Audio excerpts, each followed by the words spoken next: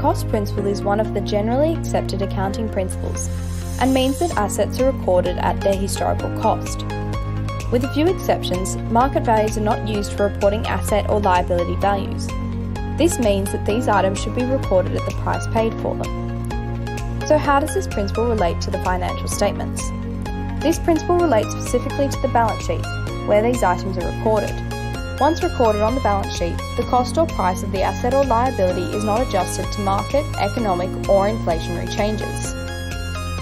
The cost principle is commonly used for short-term assets and liabilities, as a business or individual won't have possession of the asset or liability long enough for the values to change dramatically. It is less applicable to long-term assets and liabilities due to depreciation and amortization, which are used to align the items with their fair values over time. Advantages. It is easier to record assets at their original value, rather than continuously updating reports to reflect market changes. This method is also more objective, as initial purchase prices can be verified through transactions. Disadvantages.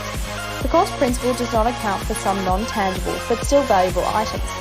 For example, items such as goodwill and branding may add significant value to a business, but as there is no initial purchase price, and these things are built up over time, they cannot be recorded on financial statements. This principle involves a trade-off between the two qualitative characteristics of reliability and usefulness. Evidently, the historical cost of the asset is reliable. However, this information may not always be useful. Users of a financial statement may not be helped by knowing the value of an asset 20 years ago. They are highly likely to be searching for a more current asset value. This means that the financial position of a business may not be accurately shown by financial statements. For example, if Sarah bought a cafe building in 1969 for $60,000, it would be recorded as such on the balance sheet. If the cafe is still in business several decades later, the balance sheet would still show the original building as $60,000, despite the fact that the market value of this building would be approximately 10 times more than this. Sarah will keep the cafe building as $60,000 on the balance sheet until the building is sold or retired.